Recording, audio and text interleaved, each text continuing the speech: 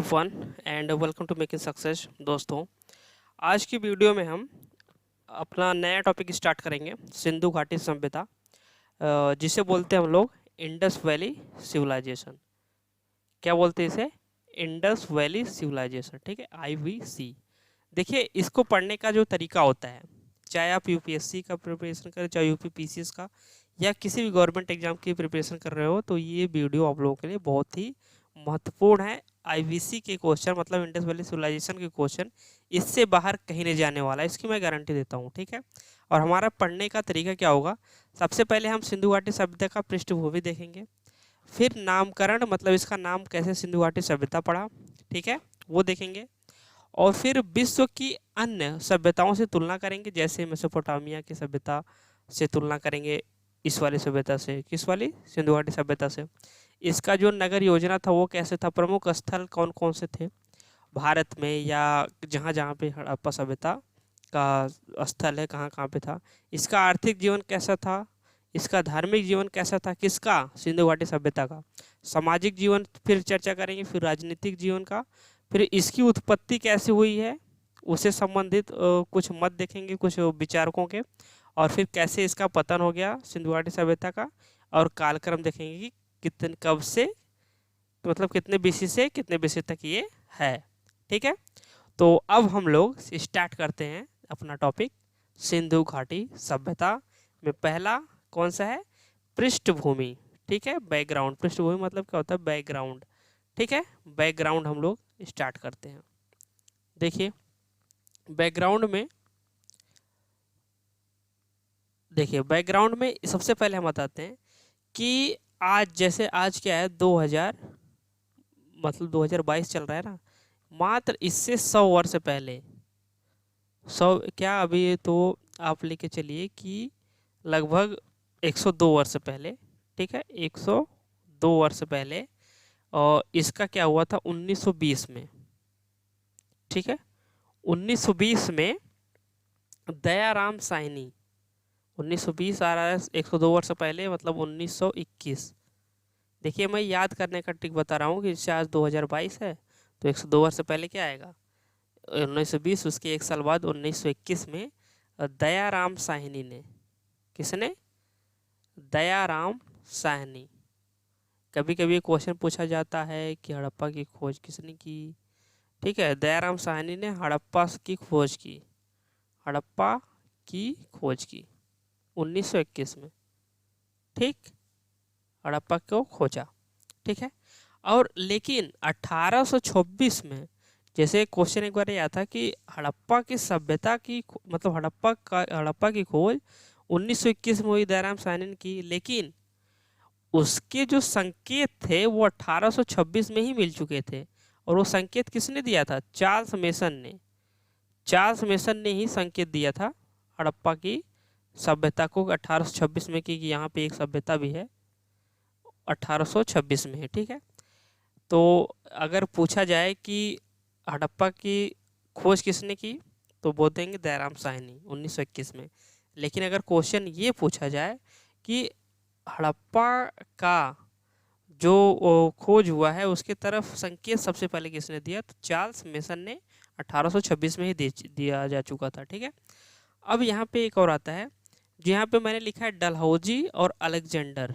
ठीक है, इसका मतलब ये है कि एक व्यक्ति था अलेक्जेंडर कनिंघम, एक ही में है अलेक्जेंडर कनिंघम। अलेक्जेंडर कनिंघम ने कैनिंग से, ठीक है, अब डलहौजी का पीरियड तो आपको पता ही होगा, 1848 से 56 तक था। ठीक है, 48 से 56। तो डलहौजी और अलेक्जेंडर कनिंघम ने एक क्या बनाया था, ASI। ठीक है, मतलब मिल के बहुत सारा काम किया, खुदाई वगैरह की, लेकिन 1861 में ASI बनाए कैनिंग ने। ठीक है, किसके साथ मिलके? अलेक्जेंडर कनिंघम के साथ मिलके। एक ASI का मतलब होता है archaeological survey of India. Archaeological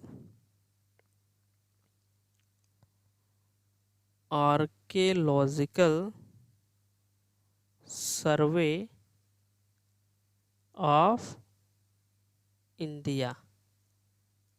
archaeological survey of India, ठीक है, 1861 में।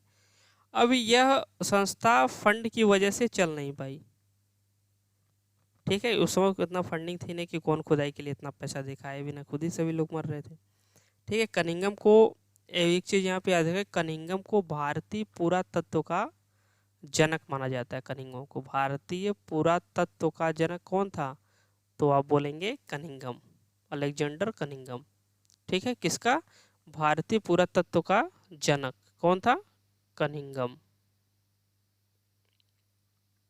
भारतीय पुरातत्व का जनक, ठीक।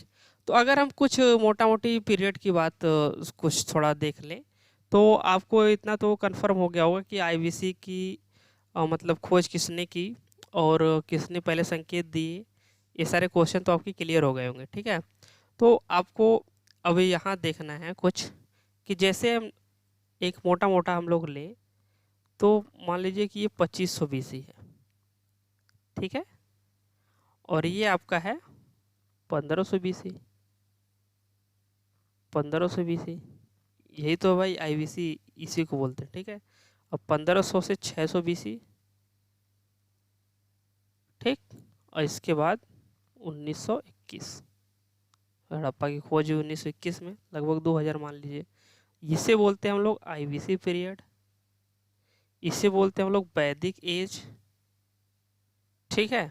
और इसके बाद वैदिक एज के बाद मतलब लगभग, मैं कहने का मतलब ये है कि जब ये हड़प्पा की सभ्यता चली गई तो यहाँ से लेकर के यहाँ तक लगभग 3500 वर्ष हो रहे हैं। 3500 वर्ष मतलब यहाँ मेरा डिस्कशन करने का मतलब है कितनी साल पुरानी थी ये सभ्यता, ये मैं बताना चाह रहा हूँ, ठीक है। तो अभी तो हम लोग 3500 वर्ष पहले जाएंगे तो वैदिक एज खत्म होगा, मतलब स्टार्टिंग होगी 3500 पहले जाएंगे, मतलब ये कितने वर्ष पुरानी थी? लगभग 1921 से पहले 3500 साल पुरानी सभ्यता थी है। मतलब 3500 वर्ष बाद पता चला कि ऐसी भी कोई सभ्यता थी। इसके पहले किसी को जानकारी नहीं थी कि कोई इंडस वैली सिविलाइजेशन भी होती है, वो तो पता चला 1921 में, ठीक है। तो लगभग ये सभ्यता जो है 6000 से 7000 BC तक मानी जाती है। तो इस सभ्यता को लगभग मतलब इंडस वैली सिविलाइजेशन को 6000 BC से लगभग 7000 BC और मतलब टाइम पीरियड माना जाता है कि ये स्टार्ट हुई थी, ठीक है। 6000 BC से 7000 मतलब इतना मतलब पुराना था ये।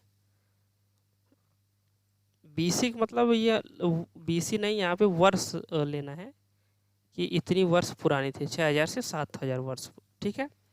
अब यहाँ पे आपको एक थोड़ा नोट डाउन करना होगा, जो मैं कुछ इम्पोर्टेंट चीज़ बताने जा रहा हूँ कि हड़प्पा, ये जो हड़प्पा है, देखिए इसके नामकरण पे थोड़ा हम बाद में आएंगे, ठीक है। कुछ चीज़ें और रह जाती हैं उसको हम बताते हैं, नामकरण पे बाद में आएंगे, ठीक है। सबसे पहले इसमें ये आप जानिए कि जो 1921 में, कुछ आप ध्यान से सुनिएगा और नोट डाउन करिएगा कि 1921 में दयाराम साहनी ने हड़प्पा की खोज की, परंतु हड़प्पा की ओर चार्ल्स मिशन ने 1826 में ही हड़प्पा के टीले को देखा और इसे मतलब इशारा किया था कि यहाँ पे कुछ है, ठीक है। और कर्जन ने, जैसे एक क्वेश्चन एक बार पूछा था कि आर्कियोलॉजिस्ट मतलब महानिदेशक कौन था उस समय जब खुदाई हो रही थी, तो उसी के सेंटेंस में हम कुछ बोल रहे हैं कि कर्जन ने सभी आर्कियोलॉजिस्ट को केंद्रीकृत किया। कर्जन कौन? लॉर्ड कर्जन, जो बंगाल विभाजन किया था 1905 में, उसकी बात चल रही है। मॉडर्न हिस्ट्री पढ़ाएंगे, बहुत मजा आएगा, अभी इसको देखते जाइए, ठीक है।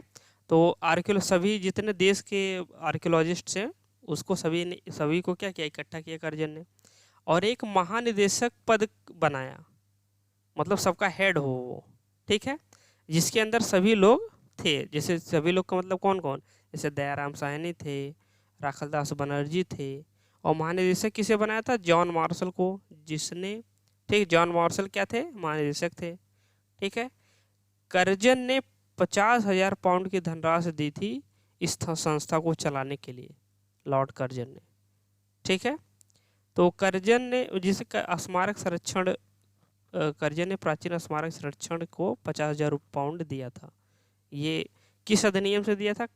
अधिनियम 1904 के, ठीक है, तो यहाँ पे एक क्वेश्चन आप लोग लिख लीजिए, बहुत इंपॉर्टेंट ये है कि 1921 में हड़प्पा की खोज हुई और 1922 में किसकी खोज हुई? मोहनजोदड़ो की।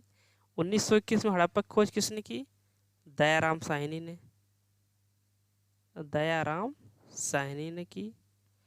और 1922 में किसने खोज की मोहनजोदड़ो की? राखलदास बनर्जी ने। ठीक, राखलदास बनर्जी। ये क्वेश्चन बहुत बार पूछा जाता है, इसलिए यहाँ पे हमने डिस्कस कर दिया। ठीक है, इससे ज़्यादा अब कुछ इधर इधर से आने वाला नहीं है। मैं आईबीसी पढ़ाऊंगा, उससे एक क्वेश्चन कभी भी बाहर नहीं आएगा, चाहे आप आईएएस का एग्जाम में बैठो। ठीक है ना। अब आपको जैसे कुछ चीज़ें और रह गई कि जब जैसे 1922 तक 1922 तक मतलब आज़ाद 1922 तक सिर्फ 40 स्थल ही खोजे गए थे। ठीक है, और ज़्यादातर स्थल सिंधु नदी के किनारे मिले थे। ठीक, अब देखिए हम आते हैं इसके नामकरण पे, मुद्दे पे ही आ रहे हैं कि 1922 तक अधिकतर 40 स्थल खोजे गए। अब आज़ादी तक आते आते कुछ और ज़्यादा हजारों स्थल खोजे जा चुके थे, जो कुछ सरस्वती नदी के किनारे में थे। लेकिन 1922 तक जितने 40 स्थल खोदे गए थे वो सिंधु नदी के किनारे थे। ठीक, अब देखिए नामकरण पे हम आते हैं। इसे हम सिंधु घाटी सभ्यता कहते हैं, सरस्वती सभ्यता भी कुछ लोग कहते हैं, सर्वाधिक उपयुक्त हड़प्पा की सभ्यता है। अब देखिए कैसे, पहले जब कुछ स्थल 40 स्थल सिंधु नदी के किनारे मिले, सभी लोग बोले कि अब ये सिंधु घाटी की सभ्यता इसे बोला जाएगा। ठीक, फिर थोड़ा सा खुदाई हुई, 1940 तक पहुँचते सरस्वती नदी के किनारे मिले, तो बोले भैया अब सरस्वती सभ्यता होगा नाम। लेकिन अब कुछ लोगों ने विरोध किया कि सिंधु घाटी सभ्यता क्यों नहीं हुआ, फिर दोनों को मिला करके एक नाम रख दिया गया, जिसे बोला हम लोगों ने सिंधु सरस्वती सभ्यता। ठीक, सिंधु सरस्वती सभ्यता। अब इतना बड़ा नाम था कि लेने में दिक्कत हो रही थी, तो उसको थोड़ा शॉर्ट किया जाए, सभी लोग आसान रास्ता ढूंढते हैं तो आसान किया जाए, तो इसीलिए नाम रख दिया गया क्या? हड़प्पा। इसीलिए ना, इसमें कुछ रीजन है, रीजन बता रहे हैं। सर्वाधिक उपयुक्त नाम हड़प्पा है इसका। क्यों? क्योंकि खोजा गया यह पहला स्थल था। यह इस सिंधु घाटी सभ्यता का मतलब आईबीसी का खोजा गया, आईबीसी का खोजा गया पहला स्थल था ये। ठीक, पहला स्थल था, आईबीसी का खोजा गया पहला स्थल था। ठीक, इसीलिए इसका नाम हड़प्पा रखा गया। देखिए इसका एक और नाम था, इसे हम लोग बोलते हैं, इसे नोट करिएगा और बहुत इंपॉर्टेंट है, इसे हम लोग बोलते हैं कांस्य युगीन सभ्यता। ठीक है, हड़प्पा सभ्यता को बोलते हैं कांस्य युगीन सभ्यता। ठीक, हड़प्पा सभ्यता को क्या बोलते हैं? कांस्य युगीन सभ्यता। ठीक है, परंतु इतने बड़े लेवल पर जैसे अब कांस्य युगीन सभ्यता भी कहते हैं। क्यों? क्योंकि सिंधु वासियों मतलब जो सिंधु घाटी सभ्यता के लोग थे, उन्होंने कापर में टिन मिलाया। ठीक है, ये था कापर, इसमें मिला दिया टिन, और दोनों मिलाकर बना दिया क्या? कांसा। ठीक, अब ये बहुत ही ज़्यादा उपयोग में आने लगा, कांसा बहुत ज़्यादा बनाने लगा। ठीक है, तो इसी समय जैसे दुनिया में जैसे चाइना, इराक, मिस्र में भी कांस्य युगीन सभ्यता थी, परंतु इतने बड़े लेवल पे कहीं नहीं थी। मतलब दुनिया में इस टाइम मतलब किस टाइम? जिस टाइम ये सभ्यता एग्जिस्ट करती थी, सिंधु घाटी सभ्यता, इतनी बड़ी नगरीय सभ्यता पूरी दुनिया में नहीं थी। यह प्रथम नगरीय सभ्यता थी। ठीक है ना, इतने बड़े लेवल पे दुनिया में सबसे पहली सभ्यता। ठीक, कांस्य युगीन सभ्यता इसे क्यों कहते हैं? मैंने बता दिया, कापर में टिन मिला, कांसा बनाया, वो समय ज़्यादा बनाने लगे, इसलिए इसे कांस्य युगीन सभ्यता भी कहते हैं। उस समय बनाया जाता था इसे। ठीक है, अब हम लोग आते हैं कुछ थोड़ा जैसे एक कांस्य युगीन सभ्यता में थोड़ा सा मतलब कॉन्फ्लिक्ट आता है, जिसमें लोग क्या हो जाते हैं? कंफ्यूज होते हैं। ठीक है, तो उसको लाइए हम लोग क्लियर करते हैं। वैसे हमने आज 2 टॉपिक क्लियर किया है। एक तो क्लियर किया नामकरण। सबसे पहले तो सिंधु घाटी सभ्यता में कैसे-कैसे पढ़ेंगे। इसके बाद सिंधु घाटी सभ्यता की पृष्ठभूमि देखी और नामकरण देखा। ठीक है? क्या-क्या देख लिया हमने? पृष्ठभूमि और नामकरण। ठीक? देखिए 2 टॉपिक कंप्लीट कर दिया और 12 टॉपिक है टोटल। तो अगले में ये 4 कंप्लीट करेंगे। ठीक है? ये और उसके बाद एक वीडियो और मतलब फिर एंड कर देंगे। ठीक, तो सबसे पहले आप एक काम करिए, कमेंट करके जरूर बताइए अच्छा लगा कि नहीं लगा। ठीक है, तो और thanks for watching this video, see you next time. Comment जरूर करिएगा, लाइक करिए या ना करिए, शेयर करिए ना करिए, कमेंट करके ये बताएंगे कि वीडियो अच्छी लग रही, समझ में आ रहा है कि नहीं आ रहा है, इसलिए बहुत ही इंपॉर्टेंट है कमेंट करना। ठीक है, thanks for watching this video, see you next time.